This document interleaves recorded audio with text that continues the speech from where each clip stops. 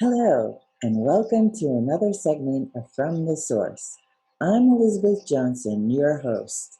Today I have the opportunity to speak with the 7th District's Senator, New York State Senator Anna Kaplan. Well, I thank you so much for taking time out of your busy schedule for our viewership. I know they love to hear what's going on in their 7th district, which you are in charge of. Tell me, how is this now re-election campaign a little bit different from the past, where you were literally running around, door to door, and now we're in the midst of a pandemic. It's a little bit different seeking re-election. So it's true. I've had few different campaigns, and this is unlike any one of those campaign because we want to make sure that everybody's safe.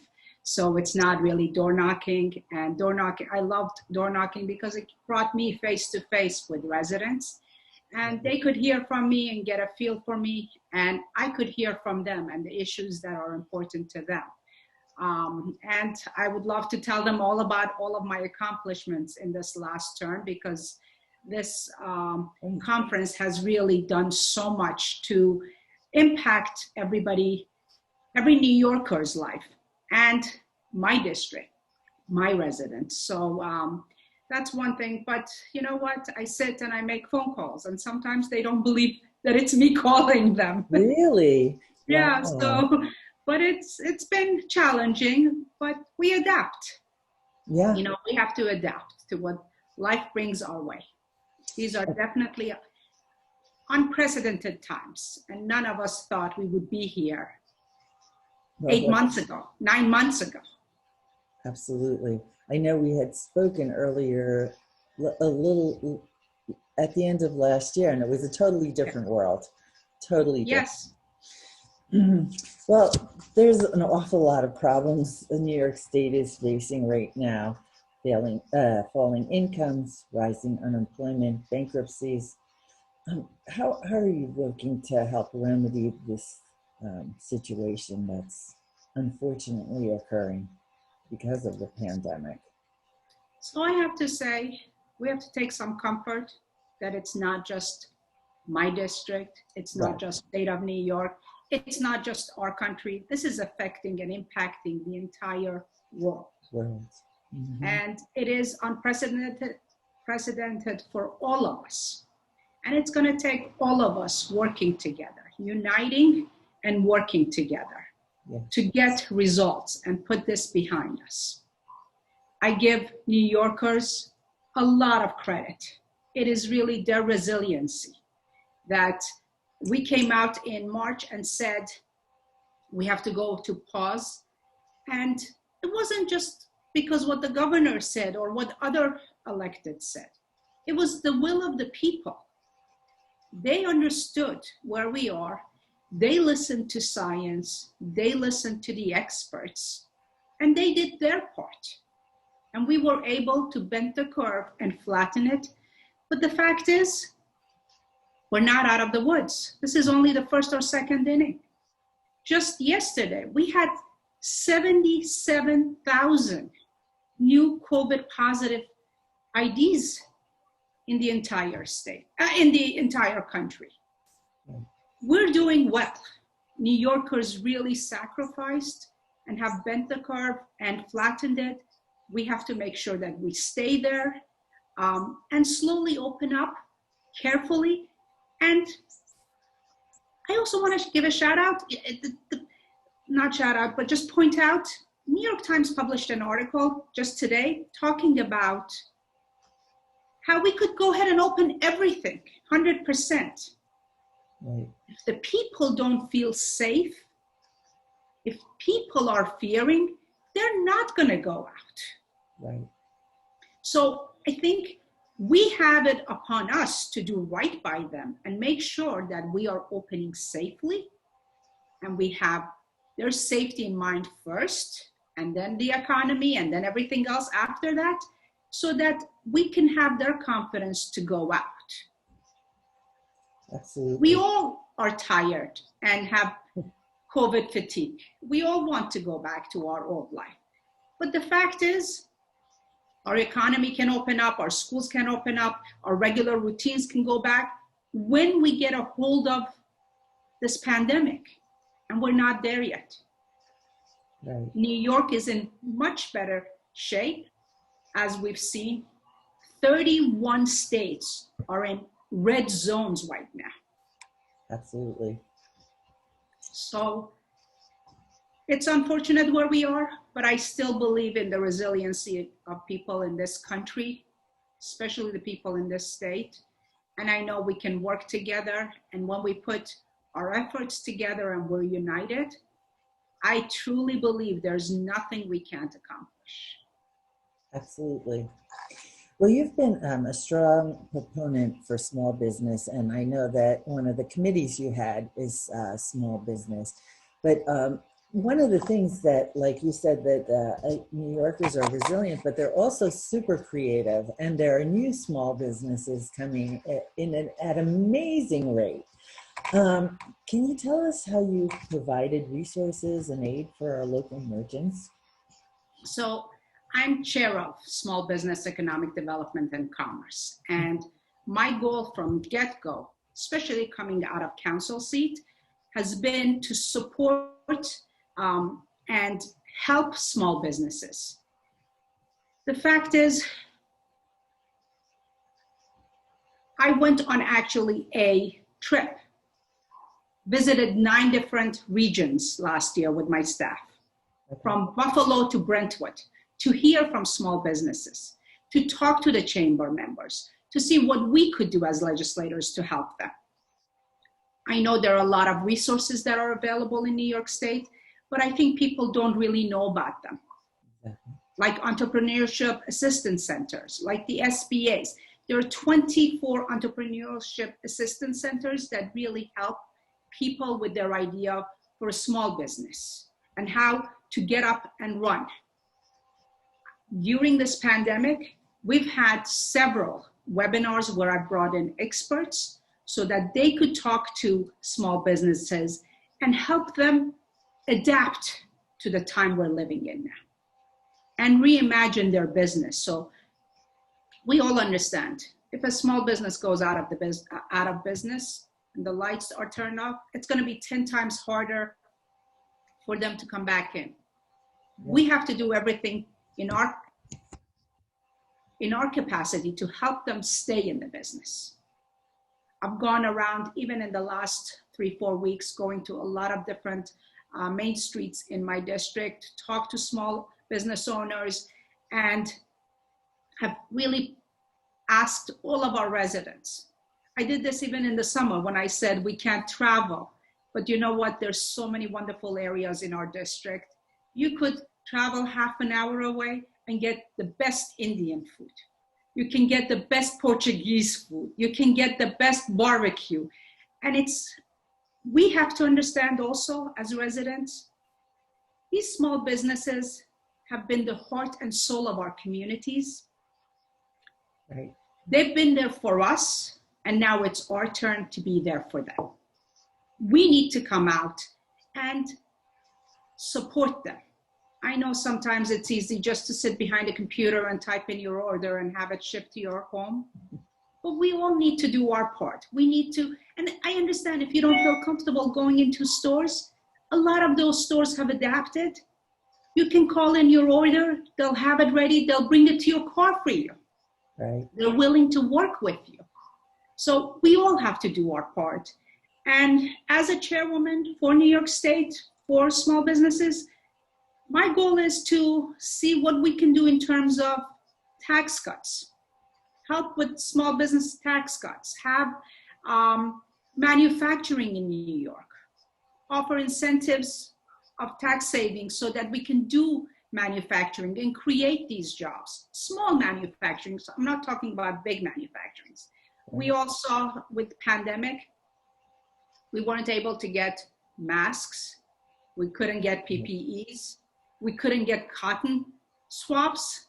I mean, to me, The fact that we have to go out of state or to go out of country, really, to get these products is just unbelievable.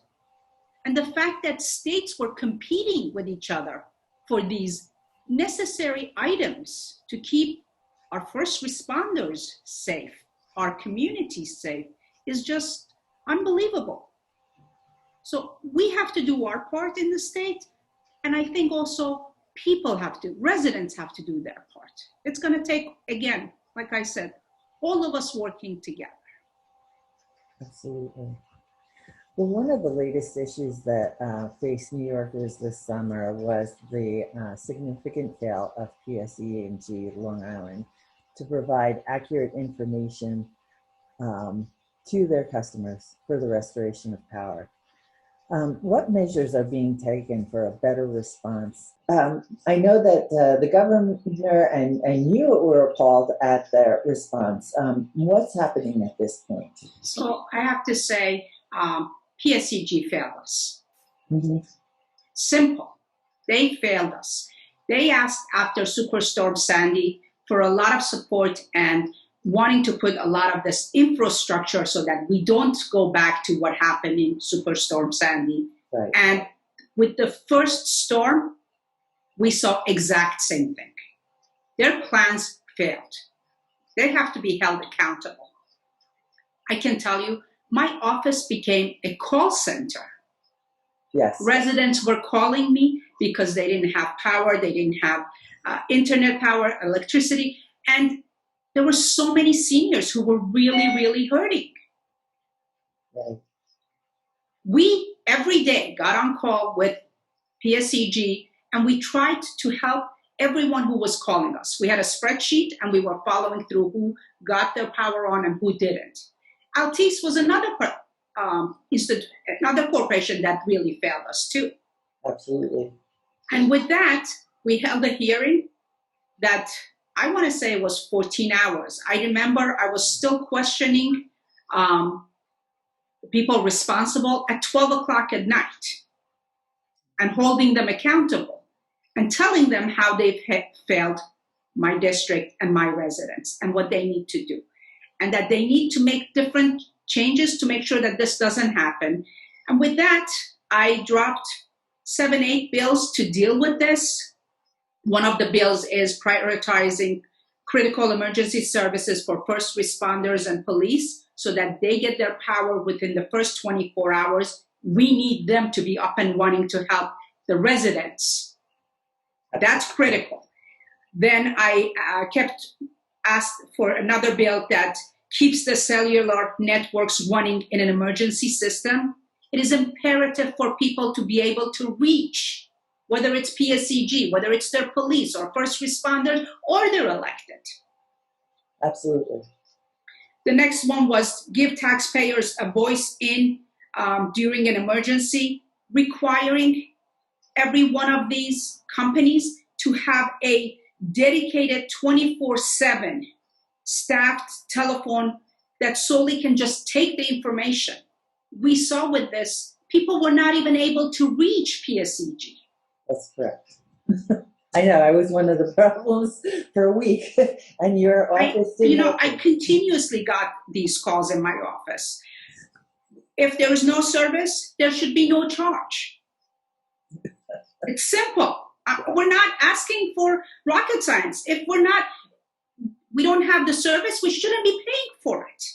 Absolutely. The next one is protecting the most vulnerable in an emergency system. If there are seniors who rely on electricity, on power, to run some of these instruments that are maintaining them, there has to be a way to support them or make other accommodations for them.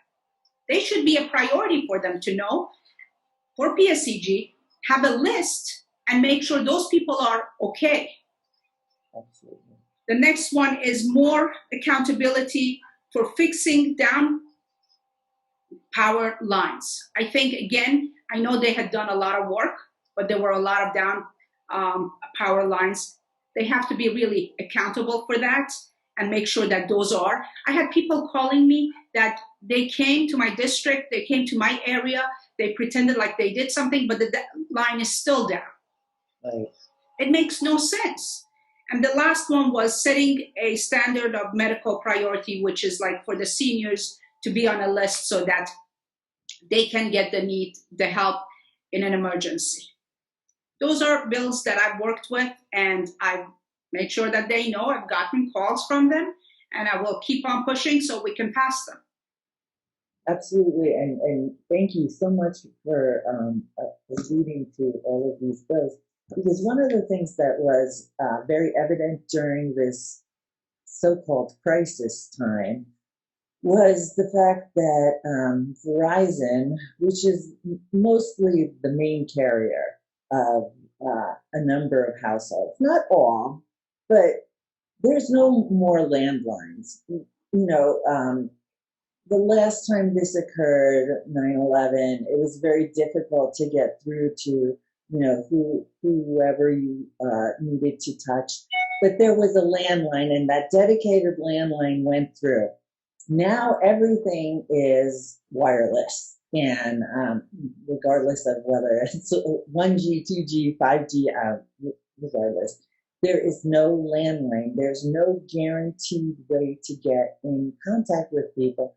And I know that people on the peninsula were livid, because, God forbid, something terrible happened and you needed an ambulance or a first responder. You couldn't even call. How do you do it? And what happens if you couldn't get out of your house because a tree had fallen down or whatever? That was definitely something that, in our current era, they no longer service these landlines, and they do put a battery backup, but they don't work. I know. That's exactly it. The fact is, everyone should be able to reach these companies that are providing them with a service. That is not something that's unreasonable to ask. And that's why my bill for battery backups for cell towers is so important. Right. I think first of all, it was big frustration to get this, like you said, a storm that was not supposed to be a big deal and have people out of power for days on. But on top of it, not to be able to speak with somebody and at least be heard is very frustrating. And I so understand that from my constituents. I agree with them. There is no excuse for that. That's why we need to make sure the battery backups for the cell towers are working. And they have to be checked on a regular basis and make sure that they are working. So one of the things that I've spoken with a number of government officials, and in your particular role, it's a 2-year term. And most officials feel that it's not enough time. The term is too short to get everything that you want to get accomplished done, because you have to stop. Well, I don't think you can stop. You have to do 2 things at once. And not only do you do 2 things at once, it's more like 100 things at once. You have to focus on your campaign so that you get reelected, so you can continue during the work. If, God forbid, you don't get reelected, then the next person has a learning curve anyway to get up to speed. And do you think there's any way around this particular term, that could be expanded or changed to positively impact the seat? So I have to say, I'm actually really proud of my accomplishment in this 1 term. And yes, it's a very short term. We did a lot. I don't think we will ever say that I got everything. There's always so much more, especially because I felt like this was a historical time. We addressed a lot of issues that would go to Albany for decades, and no one would address them. They wouldn't even come to the Senate floor for a vote. We made the decision we were going to address them, have them on the Senate floor, vote, and have everyone vote for it. And vote however you want based on your own constituency. So we accomplished a lot. Having said that, I also come from the council seat where my term was 4 years. And I clearly saw the difference of having a 4-year term as opposed to 2-year term. You're right. Especially now in this pandemic, I can tell you my staff and I have been working around the clock to address the concerns and issues and help people with whatever they need, whether it's calling PSEG, LTs, whether helping them with unemployment insurance, whether helping them with their PPP applications. There is just so much need of help and representation that there are days, literally, I start 6 in the morning and I go till 11, 12 o'clock at night. I am exhausted, but I'm also very blessed to be able to do this at a time that I can be helpful to my residents and can be the voice for them and help them. With regard to having the terms years raised, I think that's really a state constitutional issue. Okay. And I think we should let the voters decide. If I say, yes, we should raise it, that could be implied as if I'm doing something for my own benefit. I think this is something that the voters of state of New York can decide for themselves. And do you believe that there should be term limits? Like, I mean, some people have been in their role for over a decade, and perhaps that's not reflective of the current constituency. But how do you feel about term limits? So again, I think being there for a while, you have the experience on one hand, but sometimes you can also not be as effective if you've been there a long time. So I can see value in both. Again, I think it's something that the voters should decide, and I'm fine with either one of them.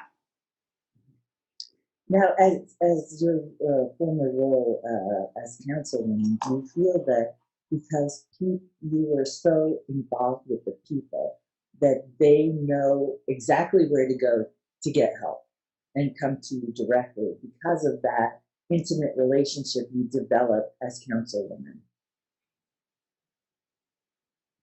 So are you asking me how that is with the Senate seat Yes. and being a senator? Yes. So I have to tell you, for me, it's still more or less the same. I try to go everywhere I get invited to.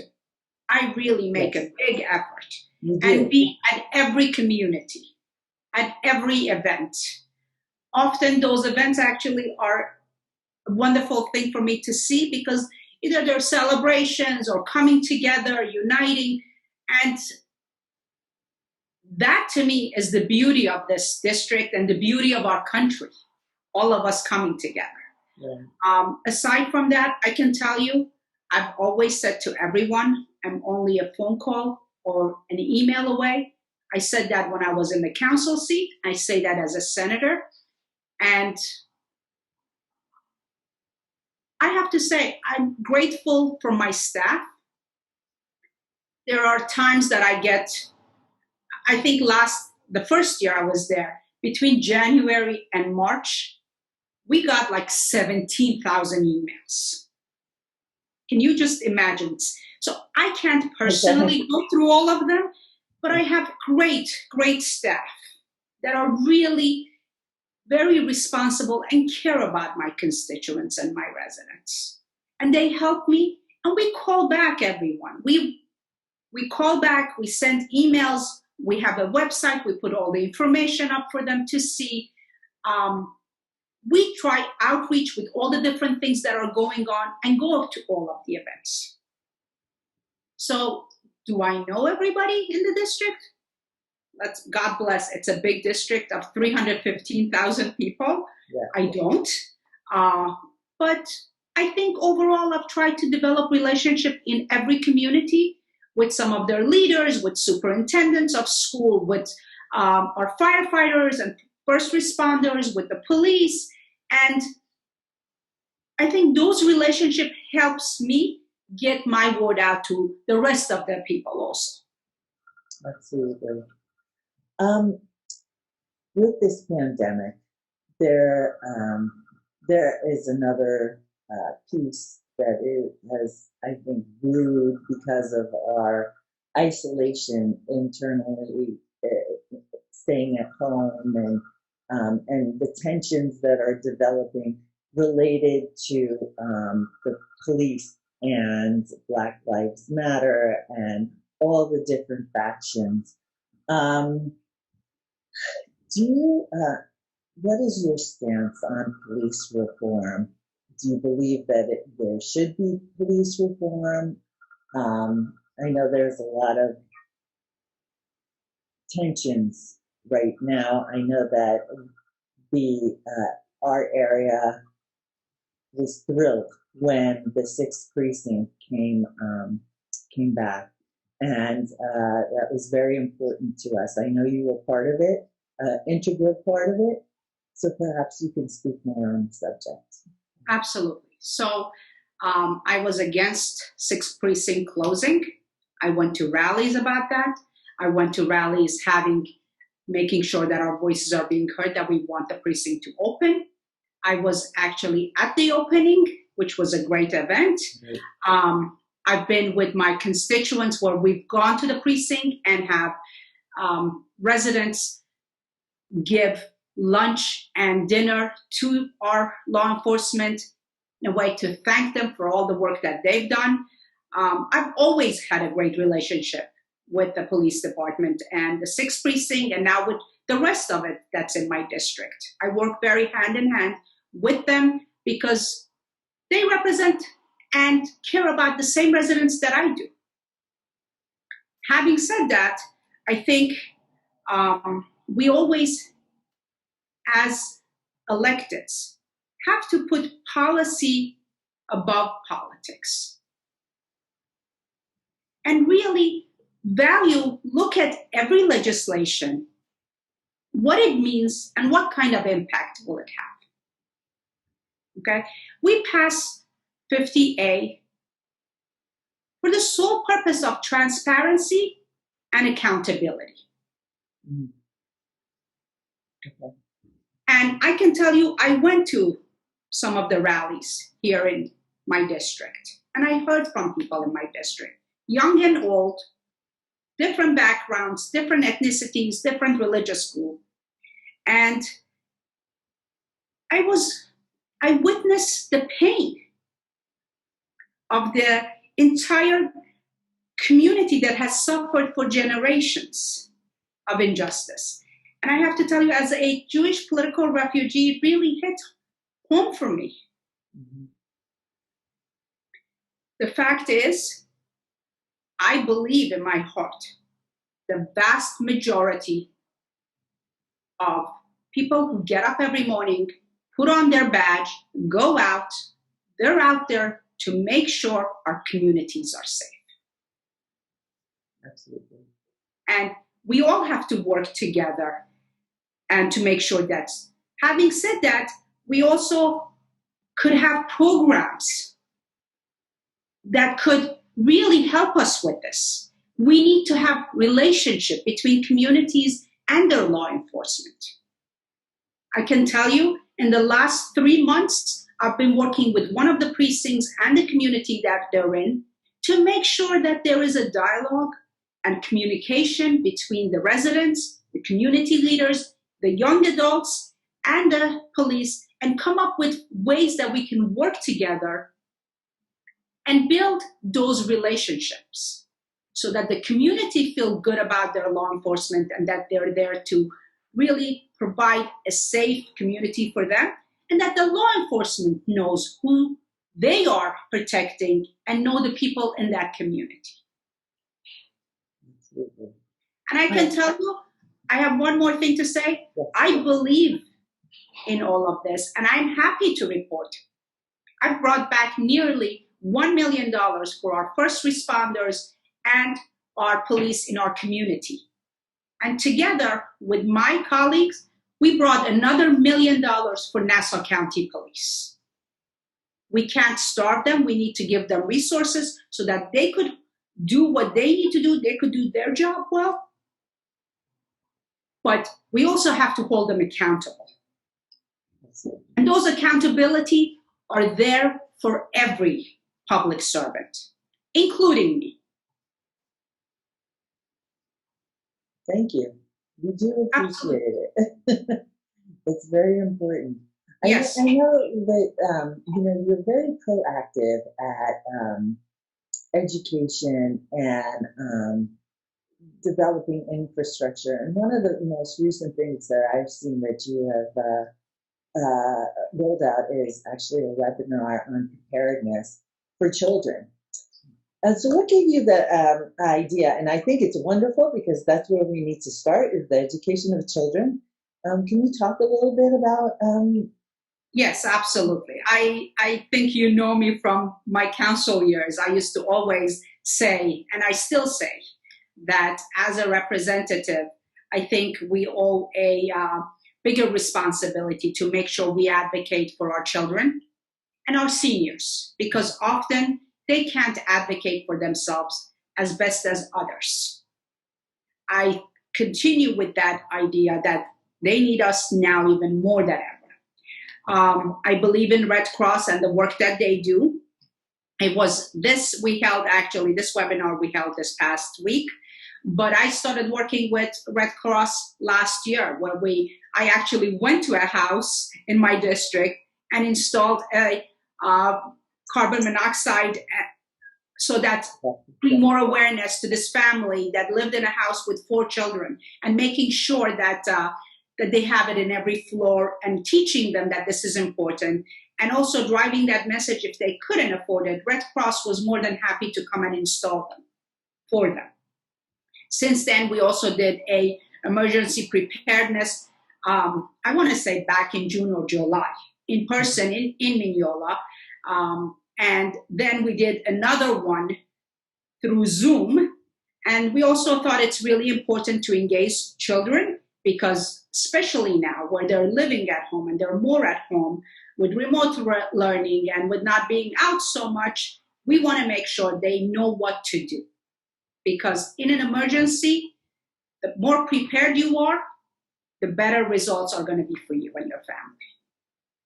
And I'll continue to work. And I honestly believe our children are our future. And we need to do everything possible, not just in preparedness, but giving them a better education. And I've worked very hard to bring more funding for our public schools so that every child could have a better education. We passed Child Victims Act, so everyone can be held responsible and the survivors can have their day in court. Those are things that I'm very passionate about, and I'm really glad that we've been able to deliver and adopt those legislations in state of New York. Thank you. They are definitely useful to our constituency. So going forward, if you're reelected, hopefully, what do you see as your biggest challenge coming up? I mean, I think the pandemic's a big enough challenge. So pandemic. And we need to all work together. I know we're tired. We're all tired.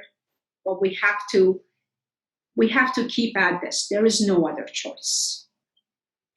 There's just simply no other choice. If we let go and get our COVID positive numbers up, we're going to go back. For us to move forward, we need to make sure we have this under control and we're not going above 1%. And if there are communities that are going above 1%, make sure we give them the assistance that they need to do more of the speedy testing and tracing and making sure that we help them and bring them back to the 1%. In the meantime, we also really, really need our federal government to step up and do their job.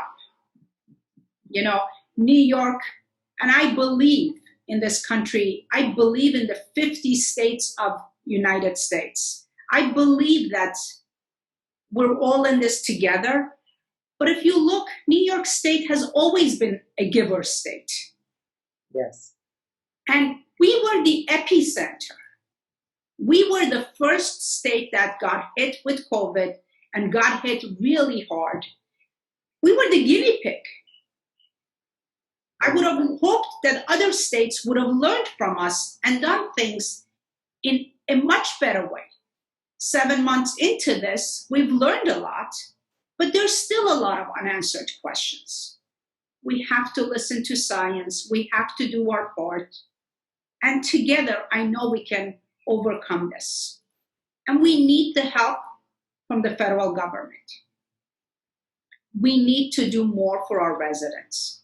Otherwise, we're going to have 20% cuts throughout different institutions. And I would hate to come back and tell my residents, with all the things that are going on, that they're going to get a cut in their school and their police and their first responders. These are all services and institutions that are there to help our residents maintain a quality of life. And it is time for federal government to step up. And I'm optimistic that it will happen. And the aid to state and local government will come in, and we will do whatever we can to help every resident. Absolutely. Well, I want to thank you so much for joining me today. I know you're busy and you're probably running off to the next Zoom meeting. Thank you, Elizabeth. Thank you for the opportunity, and always happy to come and talk to the residents and tell them what's happening. And with that said, I invite, if you have any questions, your viewers have any questions, please reach out to my office. We are only a phone call or an email away. Thank you. God bless you. And please, please go out and vote. This is a very important election. Go out and vote. God bless you. God bless this wonderful country we call home, United States of America. And please, everyone, stay safe.